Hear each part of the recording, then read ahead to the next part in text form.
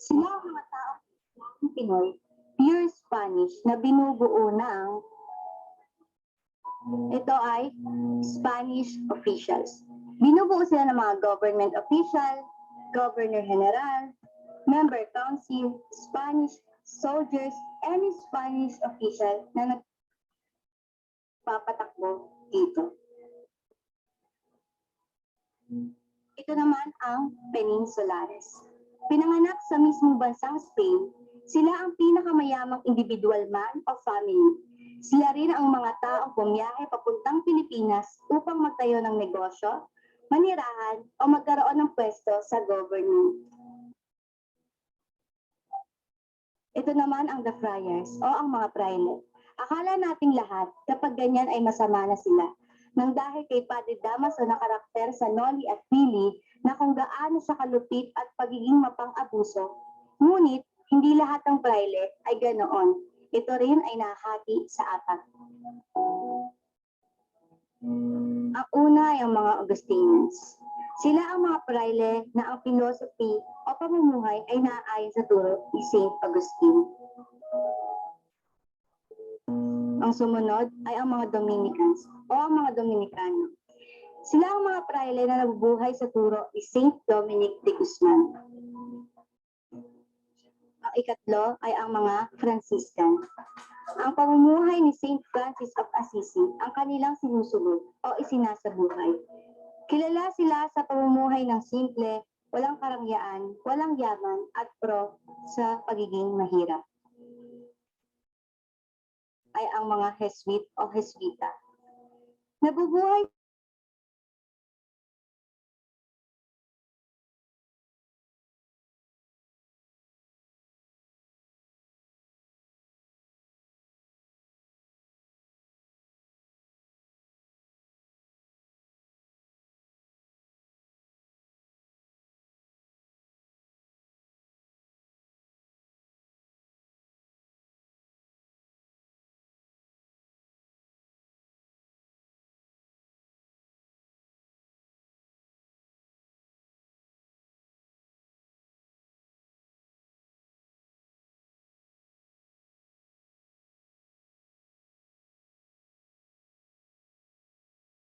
Ma'am, wala pong boses. Ma'am, parang nawala po yung sound. may lahi kang Chinese at Filipino. Ang sumunod naman ay ang Mestizos de Española. Ito naman ay may lahi kang Spanish at Filipino. Ang ikatlo ay ang Tornatras. Ito ay may lahi kang Spanish, Filipino at Chinese. Lowest class. Ito ay mga purong Pilipino o natives. Ang halimbawa nito ay ang the Indios. Sila ang kasali dito at ang mga pinaglupitan ng mga Kastila.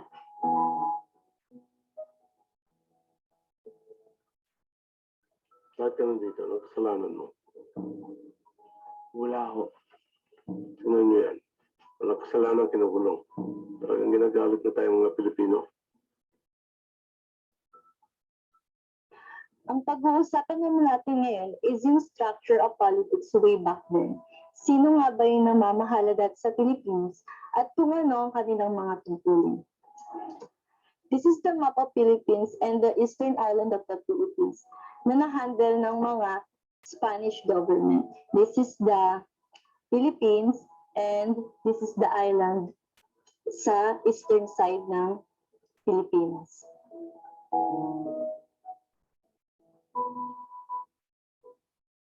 At ngayon naman, pag-aaral natin yung structure of politics sa Philippines nung naasakop pa ng Spain ang bansang Mexico.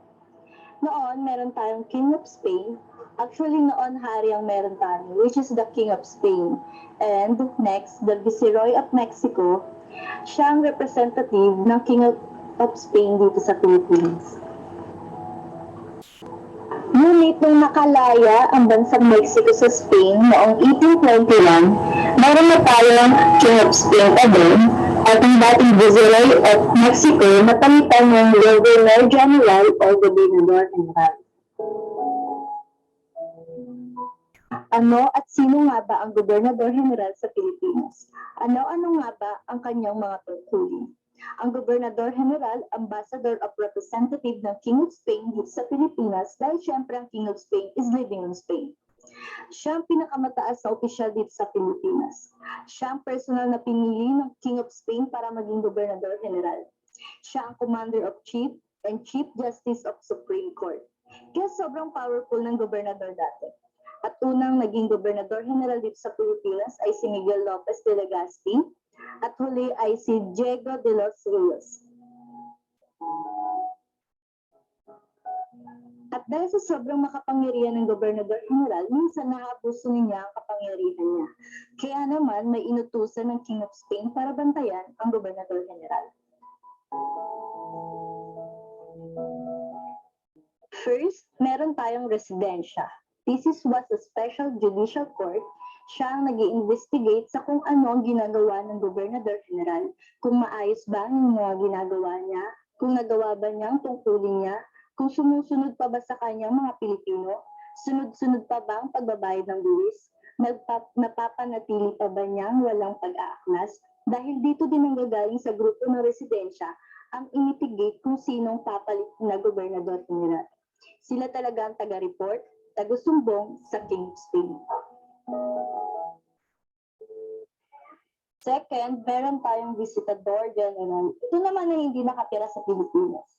Bumibisita lang siya para bantayan at tingnan ang nasasakupan ng Pilipinas kung maayos pa ba ang colony. Tinitingnan kung hindi napapabayaan ng Gobernador General ang Pilipinas. Third is Royal Audiencia, the highest court sa Pilipinas. Ito naman ay under ng Gobernador General. Siya ang nag-audit kung ano yung ginagawa ng Gobernador General, kung meron bang abuses na nangyayari, at ito ay nire-report sa King of Spain. Ano naman tayong Local Government of Provincial, the LGUs. Meron itong two types of local government, the Alcaldía, na pinamumunuan ng Alcalde Mayor, at Corregimiento, na pinamumunuan naman ng Corregidor. Ang mga opisyalis na to ay mababa lang ang sahod, but the benefits naman is pwede silang sumali o mag-participate sa kalakalang-dalyon. Dati kasi hindi lahat makakasali o nagpa-participate sa kalakalang-dalyon. Ang Alcaldía ay pinamumunuan ng Alcalde, leader sa provincial government. Siya ang nag-make sure na merong livestock. Tax collection is continuous, the farming and all. Ang tax collection ay napaka-importante dati dahil dito nanggagaling ang sahod ng Gobernador General, sahod ng opisyal, at walang kikitain ng taong bayan.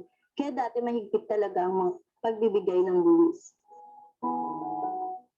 Meron din tayong corregimiento, ay pinamumunuan naman ng corregidor, na province is not entirely under Spanish control. Example nun is yung province ng Bataan and Mindoro. Meron din tayong local government of city or ayuntamiento. Dati, ang tawag sa malalaking bayan na naging city ay ayuntamiento. Meron din naman tayong council na tinatawag na kabildo na binubuo ng alcalde or mayor, regidores, councilor, alguacil mayor, police chief, escribando or secretary. This is the picture of the Ayuntamiento de Manila or City of Manila na dati nasa Intramuros pero sinira noong 1945 during World War II. Meron din tayong local government of municipal. Dito naman ay pinamumunuan ng Gobernador Senior. Ang tungkol naman nito ay efficient governance at panatiliin ng pagbabayad ng buwis. Ang Gobernador Silios is may apat siyang lieutenant, the Teniente Mayor, Chief Lieutenant, the Teniente de Policia, Police Lieutenant, Teniente de Cementeras, Lieutenant of the Field, the Teniente de Ganados, Lieutenant of Livestock. Gobernador Silio ay maliit lang ang sahod, pero ang benefits naman ay exempted ka sa pagbabayad ng buwis. Pero bago ka maging Gobernador Silio ay may mga qualification. Isa nga dito ang native or Chinese mestizo, isang mestizo de Sangley, at least 25 years old, nakakapagsalita at nakakapagsulat ng Spanish at naging kabeza de barangay ng 4 na taon. Isa nga si Emilio Aguinaldo sa naging Gobernador Silio ng Pilipinas na naging Gobernador General D. Next is Cabeza de Barangay. Ang counterpart naman nito ngayon is Barangay Captain. Sila yung nagpapanatili ng kapayapaan at nagpapasunod sa mga tao. Sila din yung mga nagre-recruit ng public works. Alam naman natin dati na kapag 18 years old, pataas ka na lalaki, magtatrabaho ka na ng sapilitan. Ang qualification naman para maging Cabeza de Barangay ay nakakapagsulat at nakakapagbasa ng Spanish, merong good moral, and at least merong konting yaman. Ang Cabeza de Barangay ay nanunungkulan ng 25 years, ay exempted na sa forced labor or sa pilitang pagtatrabaho.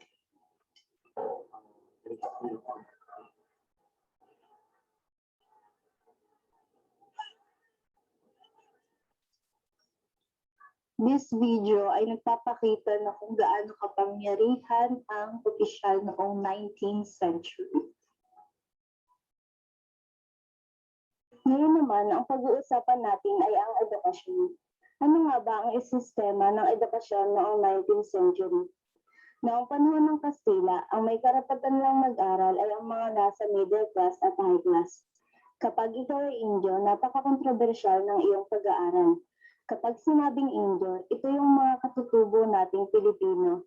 Siyempre, noong panahon ng Kastila, ang mga katutubo o Indio ay ginagawang alipin lamang. Pero di nagtagal, nakapag-aral din naman ang mga Pilipino noon. Ang mga pari ay nagtayo rin ng paaralan para sa mga mahihirap. Hindi naman lahat ng pari noon ay masama katulad ni Padre Damaso. Ang unang paaralan na naitayo noon ay si Cebu.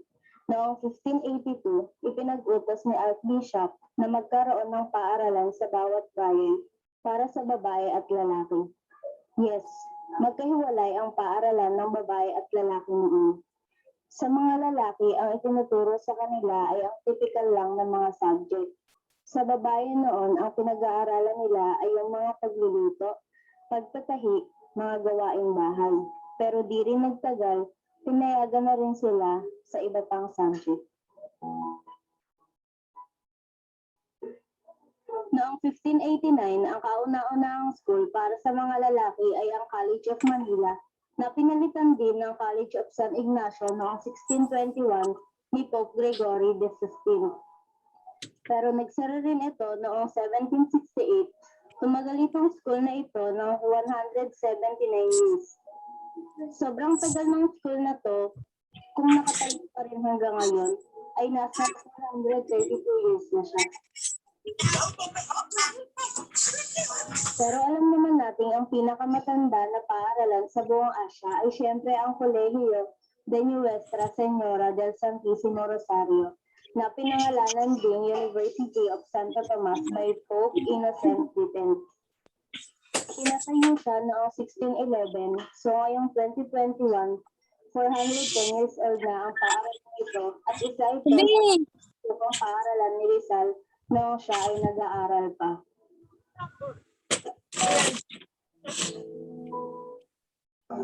Ganito ang itsura ng UST o University of Santo Tomas.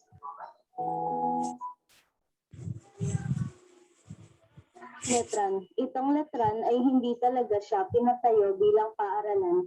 Ito ay parang orphanage. Ito ay pinatayo para kukutin at alagaan ang mga ulilang Kastilang, mga batang lalaki. At isa itong private Roman Catholic institution at nakatayo sa Intramuros, Manila. Ito ay pinatayo noong 1620, 401 years na ang letran ngayong 2021. Ito ang letran noon at ngayon.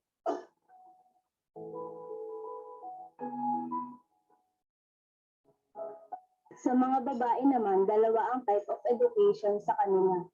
Una ay ang kolehiyo. Ito yung karaniwang school para sa mga babae. At ang Beatrium naman ay ang combined school and nunnery. Kung gusto mong pumasok sa pagmamadre, Beatrio ang papasukan mo.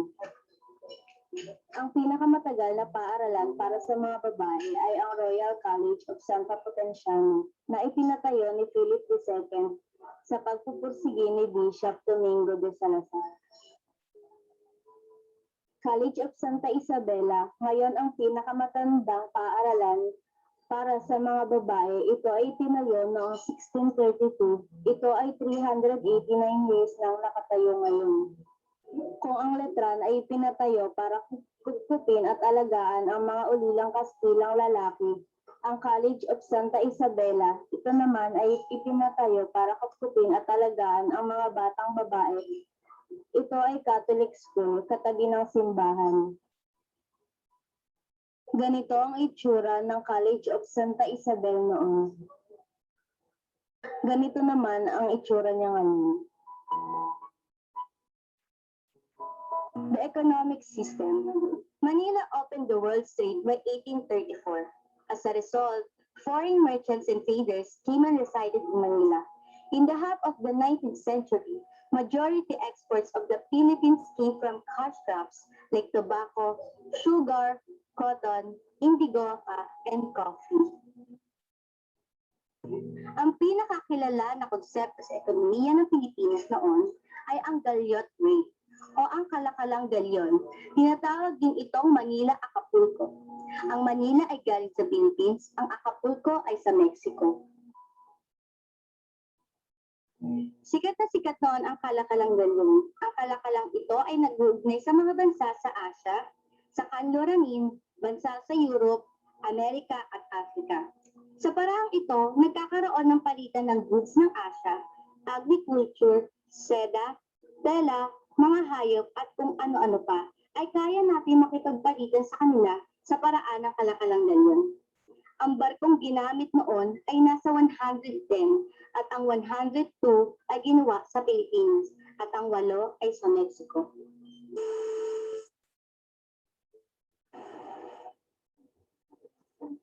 Ano nangyari? Ang alam eh. Teka, panaginip lang bang lahat ng iyon? Pero bakit parang totoo? Hala, nandun ka din? Hala, naranasan niyo din? Hindi nga yata panaginip iyon. Pero ganoon pala ang nangyari sa ika-19 sa Pilipinas sa konteksto ng Rizal. Alam niyo guys, bigla akong na-inspired tsaka naging interesting sa napag-aralan ng subject ni Rizal. Nais ko na ibahagi sa ibang mga nangyari sa nakaraan. Tara, itulis natin. Tara, magandang idea yan.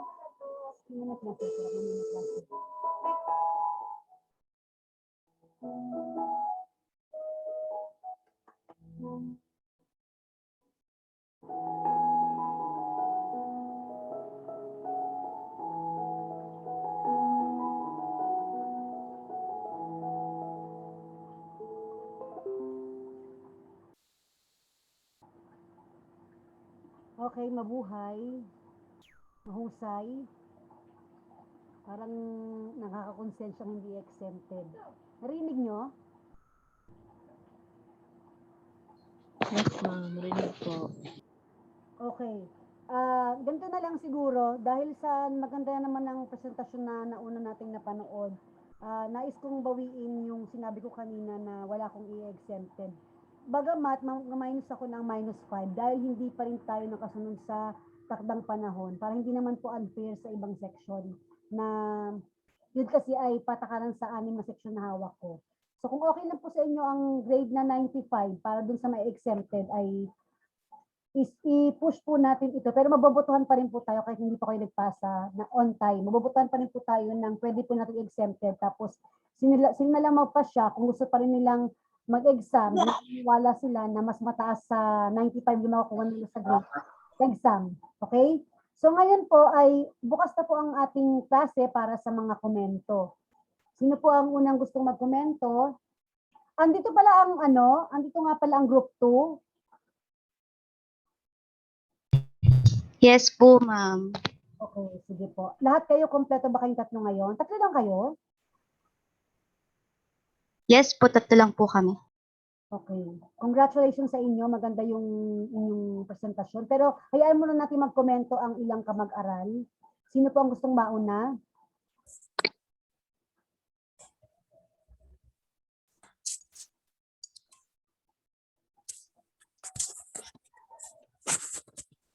Samin, pwede kayo magdagdag, baka meron kayong nakalimutan. Halos maubos yung 30 minuto ninyo, no? Ilang minuto nga ba yun? 23? 20?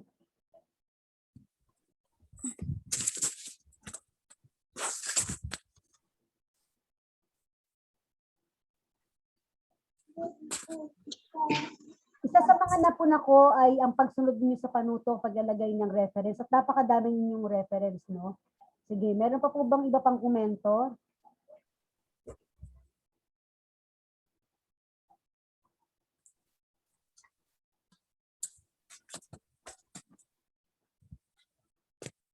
Hindi po mahiya ito. 15 na pala tayo, congrats naman.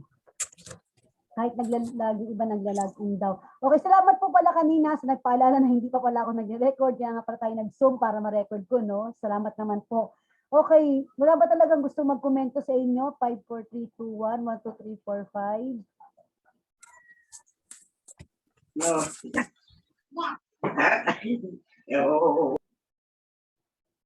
Komento? O sige, habang wala pa nagko-komento, kasi dapat nagtaas na agad kayo ng kamay kung gusto nyo mag-komento, no? Sa akin, ang napansin ko, bukod sa meron silang reference, yung napula ko lang doon, malaman, tapos ang napuna ko lang, di ba, bumalik sila doon sa ikalabing siyam na taon. Pero yung wikang ginamit nila ay hindi umangkop doon sa ikalabing siyam na taon. Tama po ba? Parang bigla nag-Ingles. May English na ba noon? Di ba mga Kastila pa lang naman ang sumasakop sa ating bansa? So, yun lang po yung isa sa mga puna ko doon. Pero magaling kasi nakuha niyo po yung pelikula. Ito yung po yung pelikula na ganito kami noon. Paano kayo ngayon? Tama po ba? Ma'am, yung mga parts lang po na doon, nakuha ko lang po siya sa documentation po na pinost po sa YouTube. Pero hindi po yung pinaka full movie po. No? Oo, wala yata yung full movie kasi pinag-usapan din po yan ng mga guro sa social science. May naghahanap kasing guro tungkol dun sa full movie pero wala daw sa Netflix at wala rin sa YouTube. Pero magaling kasi na pulot mo yung mga video na yun. Maganda sanang panoorin niyo yun ng buo. Pinifilm showing po yan sa UP Film Center kapag pasukan, kung face-to-face sana. Okay, meron pa po ba ibang komento maliban sa mga napuna ko? Napansin niyo rin po ba yon na gumamit kayo ng English doon sa ikalabing siyam na taon na pagpasok niyo? Di ba nagbalik kayo? Yung pangalawa po, ma'am, yung bigla pong nag-iba po yung set. Yung ginamit po namin isang language po doon, Spanish po. Opo.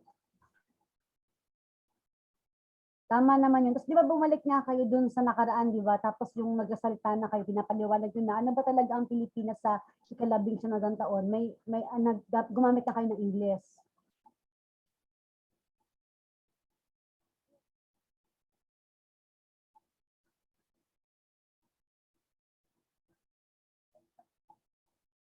Okay, yung iba po, baka may komento po kayo. Sino po nakapanood ng video kanina ni Randy David? Maganda po yung mga sinabi niya, di ba?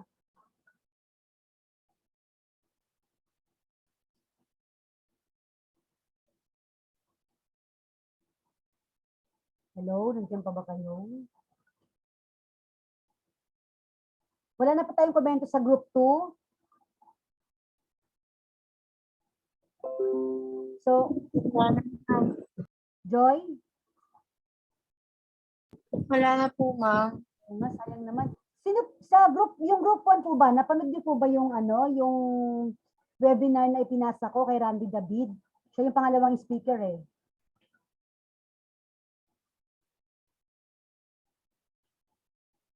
Sana mapanood niyo po yun kung hindi niyo pa napapanood kasi mahalaga po yung mga punto na tinuran niya. Sayang nga at hindi ko alam kung paano ipapasa sa inyo yung kasi pinasa lang ngayon ng advisor ko.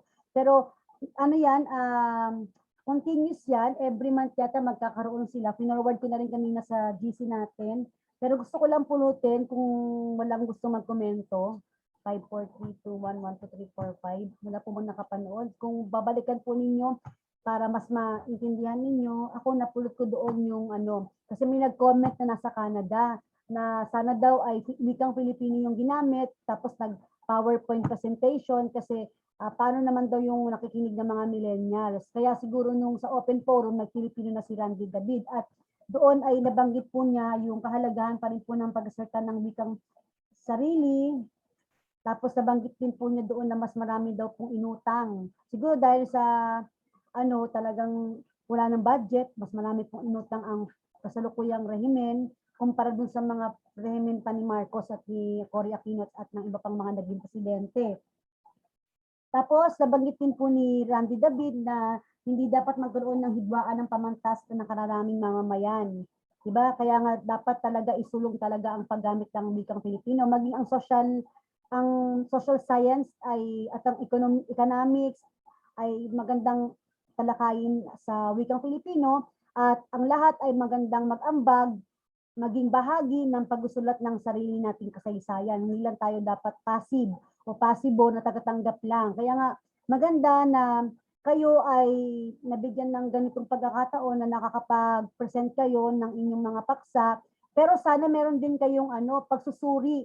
At yun din po yung sinasabi ng isang speaker doon, ano bang pangalan ng isang babae na speaker? Kasi sinabi niya doon na yun daw yung kakulangan ngayon ng mga kabataan, at ng mga guru din, ng mga intellectual din, na pag-develop sa mga kabataan na maging mapanuri sa mga opinyon. Hindi lahat ng opinyon ay tinatanggap po natin. So dapat din ay sinusuri natin. Kaya mahalaga po ang pagbibigay nyo ng mga opinion sa presentasyon ng inyong mga kamag-aral. Diba? Kasi kung papansin po natin, yung unang pangkat na nagtanghal ngayon, group 2, parang hindi ko masyado na-pick up yung comment nila. Parang sinabi lang nila kung ano yung Pilipinas noong ika-19 ng taon. Tapos ano ngayon, di ba? Ano ngayon na masasabi natin bilang mga tagapagtanghal, presenter, di ba? Dapat meron din tayong comment. Bakit ba ito mahalagang talakayin? May masasabi ba yung group ko dyan?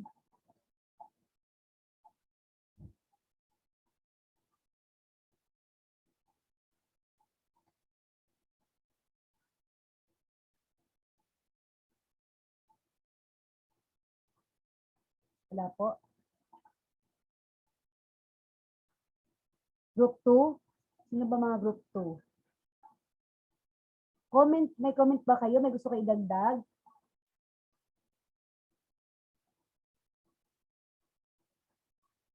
Wala. Okay. So binanggit din po ni Randy David yung tungkol kay sa plano ni Jose Rizal noong 1892, di ba? Bagamat ang inyong malapit na to sa 19th century.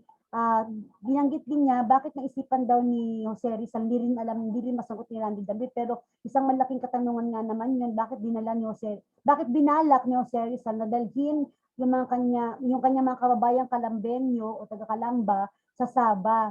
Diba? So mahalaga rin po natin suriin iyon, diba? Nabanggit nga yun nila. David, nga nakakatuwa na pinapanood yun na nagkakaroon tayo ng maraming ideya. Okay? Tapos, gusto ko lang din sa inyong i-share kung halimbawa sa susunod ng mga talakayan, baka may libro ko dyan sa inyong bahay na natatago. Ito, nakita ko to sa Parañaque, sa bahay ng yung kong asawa. Pero ito ay hindi niya pag-aari ito ng kanyang tatay dahil ang kanyang tatay ay dating Mazon. Hindi ko alam kung kumalas na o hindi pa, di ba? Hindi ko natanong, nahiya ako eh. Pero yung marami akong libro na nakuha doon, ito isa na ngayon, yung Rizal Without the Overcoat. Meron ako dati nito na baha sa Tumana. Pero dito ay maganda itong basahin kasi si Ambit Ocampo to. Sino ang meron nito? Rizal Without the Overcoat ni Ambit Ocampo. Bali ito ay 2003 edition na kasi yung akin 2000 edition yun. Meron ba kayo nito?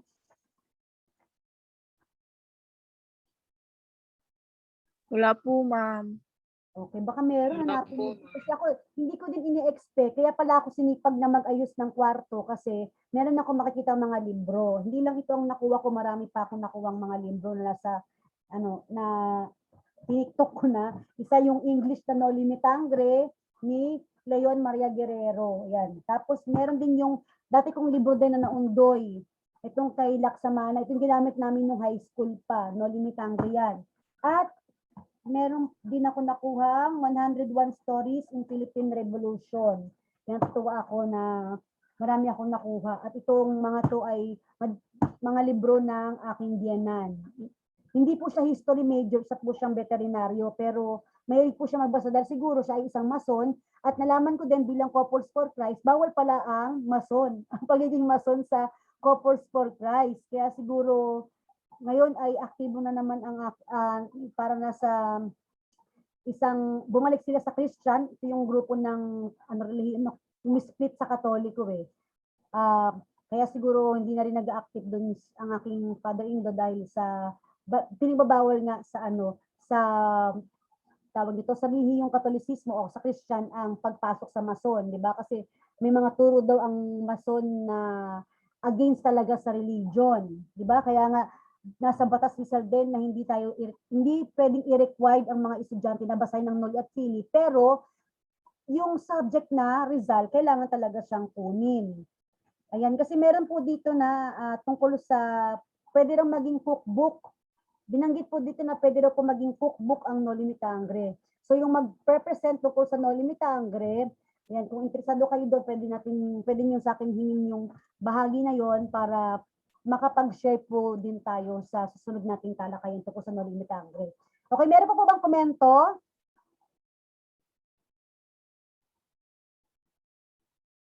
Bali, ang klase po natin ngayon ay 12:30 to 3:30. So, yung nalalabi po nating oras ay pwede po nating gugulin sa panonood muli ng mga video na ginawa ng ating classmate. Kailangan po panoorin po natin siya lahat. Pagkatapos po nating panoorin lahat, nakaboto na yung lahat, tsaka po tayo magpapasa para sa project. Okay? So, isa pa rin po yun para ma-exempted po kayo sa exam. Sana on time na, pero hindi na po siguro ako muna magtatakda ng date kasi ayoko kayong madaliin doon sa mga video. Pero mas maganda na matapos natin yung mga video na yon para makapag-move na tayo doon sa sa project na ipapasa bago mag-exam. Kailan na bang exam natin, class? Meron ba kayong listahan dyan? Kailan yung exam natin? Midterm exam?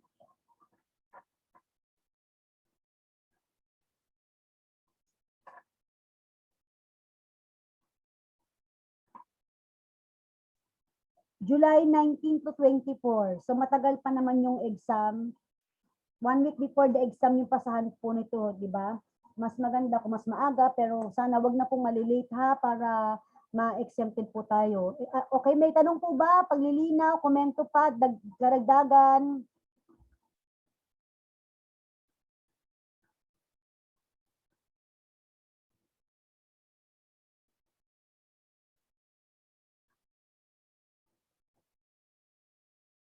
Mukhang wala na. Sige po, magbubukas po tayo lahat ng cam para sa picture taking, documentation lang po. Maraming salamat.